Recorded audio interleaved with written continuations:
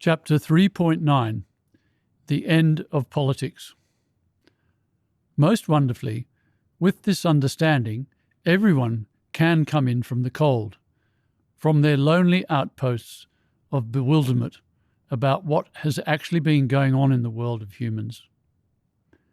The result is that immense and urgently needed fundamental change can now occur for the human race. Conflict from misunderstanding especially goes. For instance, this explanation obsoletes the conflict between the philosophically opposed left and right wings of politics, because we can now understand that while giving in to our ideal behaviour demanding instincts, flying back on course, in the Adam Stork analogy, was an immensely guilt-relieving exercise that made us feel good, the left-wing approach. It was fundamentally irresponsible because it meant abandoning humanity's upsetting but necessary search for knowledge, the right-wing approach. The truth was not as it appeared. Participating in humanity's selfish, aggressive and competitive battle to find knowledge was not the bad transgression it had been condemned as. Rather, it was the responsible course of action and thus a good thing.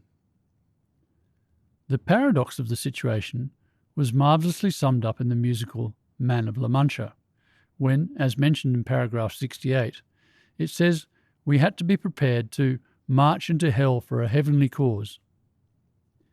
Yes, we had to, as it were, lose ourselves to find ourselves. Suffering upset was the heroic price we had to pay to find understanding, ultimately self-understanding, and, with it, freedom from the upset state of the human condition. So while the left wing has had an absolute field day demonising the right wing's support of the non-ideal state, even labelling it evil, as was proselytised by the left-wing activist Michael Moore in his 2009 film Capitalism, A Love Story, we can now see that it was the philosophy of the left that was morally bankrupt, void of meaning in the sense that, while siding with idealism made its practitioners feel good, it ultimately had no relevance in humanity's critical journey from ignorance to enlightenment. Proponents of the left-wing approach were deluding themselves that they were holding the moral high ground, when in fact the reverse was true. Their stridently pseudo-idealistic, dogmatic, condemning, ridiculing, escapist, deluded, arrogant, dishonest culture oppressed progress towards humanity's liberation from the human condition, stymieing the return of the genuinely peaceful, ideal world. Karl Marx, the political theorist whose mid-19th century ideas gave rise to socialism and communism, was very wrong when he asserted in his 1845 book, Thesis on Feuerbach, that the philosophers have only interpreted the world in various ways. The point is not to understand the world, but to change it, just make it cooperative or social or communal. The whole point and responsibility of being a conscious being is to understand our world and our place in it, ultimately to find understanding of our seemingly horribly flawed human condition. In short, pseudo-idealism demands that we just be ideal, don't think about why we are not ideal, in fact, don't go anywhere near the issue of self, namely the issue of the human condition. Just pretend there is no human condition that has to be understood, and that all humans need to do to fix up their world is behave ideally. It is an attitude of total delusion and complete dishonesty. The immense danger of pseudo-idealistic left-wing thinking was that the longer the upsetting search for knowledge went on without the goal of that search of the true psychologically relieving explanation of the human condition being found, the more people became upset sufferers of the human condition, and the more they couldn't resist the artificial, feel-good relief offered by the left-wing's dogmatic, anti-knowledge, pseudo-idealistic, deluded, dishonest, fly-back-on-course way of living. And, in contriving the multi-level selection theory for human behaviour, E.O. Wilson furnished the whole dumbing down process with the ultimate delusion it needed of a biological, non-explanation nullification of the core, critical, all-important issue of the human condition itself, thereby virtually locking humanity onto a path to terminal dishonesty, dogma, or phoniness, or fakeness, or alienation, or darkness, or extinction. As the author George Orwell famously predicted in his 1949 book 1984, if you want a picture of the future, imagine a boot stamping on a human face forever, stamping forever on the freedom that humans' extraordinary and unique conscious mind needs to search for knowledge. The impact of this pseudo-idealistic development on the democratic process is grim indeed, because democracy, in which the proper balance is sought between the need to maintain a degree of selfless, loving, soulful, cooperative ideal behaviour for society to function, and the need for there to be sufficient freedom from the imposition of the expectation of such ideal behaviour for people to be able to carry on the corrupting search for knowledge, is destroyed as an effective and meaningful process when people start voting for idealism, not because there is too much selfishness in society, but simply because it makes them feel good. We can now at last appreciate that when we vote this way, we are not participating in the true democratic process that human advancement has been dependent upon. We are exploiting and subverting it. And while many people think that even if feel-good pseudo-idealism is not a real form of idealism, it is surely harmless. That is most certainly not the case. No, it is extremely bloody-minded, totally selfish, and dangerously destructive behaviour that says, I no longer care about the human race, only about finding personal relief from my human condition.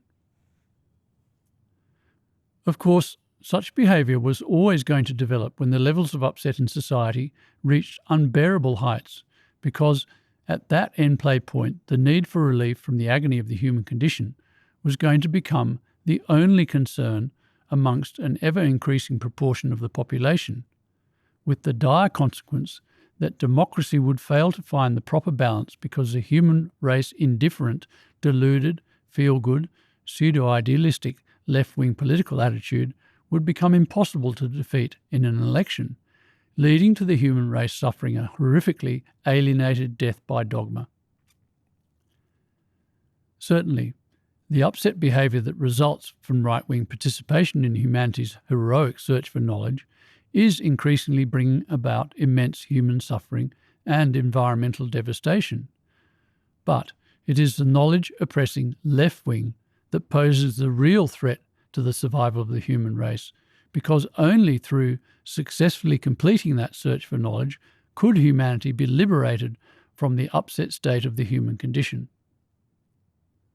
So, while, as the journalist Geoffrey Wheatcroft recognised in his 1999 newspaper article, the great twin political problems of the age are the brutality of the right and the dishonesty of the left, it is not the brutality of the right, but the dishonesty of the left that stands like a colossal ogre over the human race, threatening to destroy it. Yes, we can now appreciate that the philosopher Friedrich Nietzsche spoke the truth about the need for humanity to hold its nerve when he wrote in his 1892 book, Thus Spoke Zarathustra, that there have always been many sickly people among those who invent fables and long for God, ideality. They have a raging hate for the enlightened man and for that youngest of virtues which is called honesty.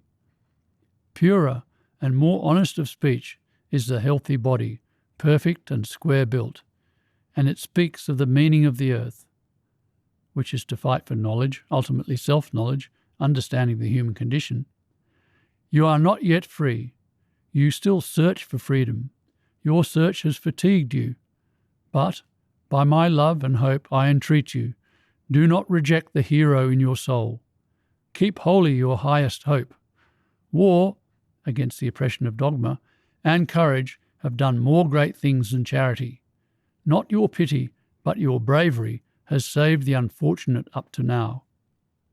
What warrior wants to be spared? I do not spare you. I love you from the very heart, my brothers in war.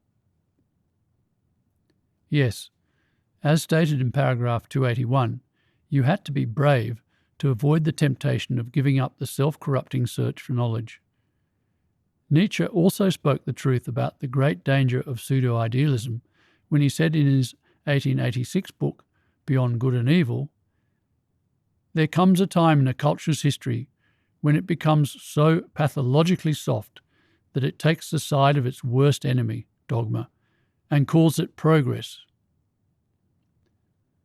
Much more is explained about the extreme danger of pseudo-idealism in Chapter 8.16, The Last 200 Years.